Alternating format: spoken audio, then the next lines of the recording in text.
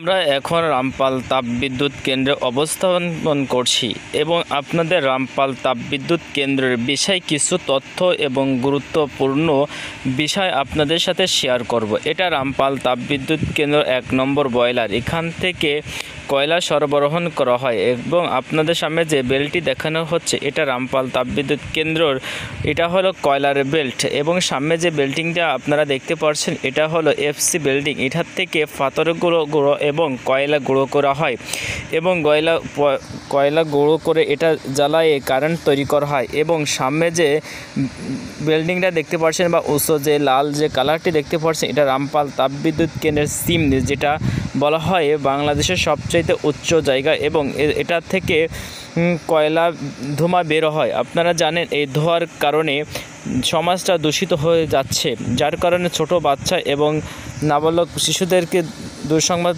হতে পারে। এবং সামনে যে বিল্ডিংগুলো দেখতে পাচ্ছেন বা যে বেলগুলো দেখতে পাচ্ছেন এটার থেকে কয়লা যেতে থাকে।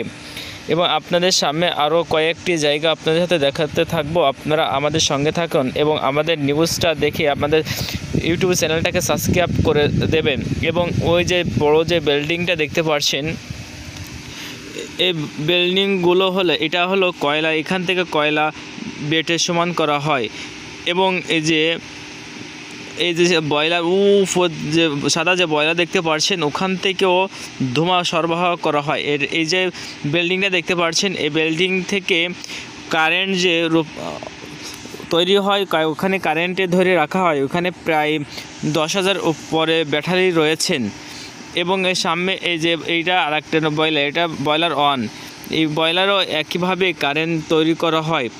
এবং উপরে যে দেখতে পাচ্ছেন ওখান থেকে মানুষ এইখানে যারা কাজ করে তিনারা ওখানে বিশ্রাম করে।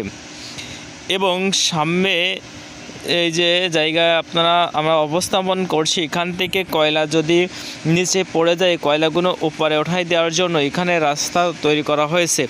এবং যে লাল যে ডিব্বাটি দেখতে পাচ্ছেন এখানে যে রোলারগুলো আছে, রোলারের যদি জাম ধরে যায় তাহলে এখানে তেল দেওয়া হয়, এই জন্য তেল এখানে রাখা হয়েছে। আর এখান থেকে ওই মাথায় যে বিল্ডিংটা দেখতে পাচ্ছেন ওই বিল্ডিংয়ে ওখানে কিছু মেশিন আছে, ওই মেশিন থেকে এই বয়লারগুলো চালানো হয়। এবং সামনে যে জায়গাটি আপনারা দেখতে পাচ্ছেন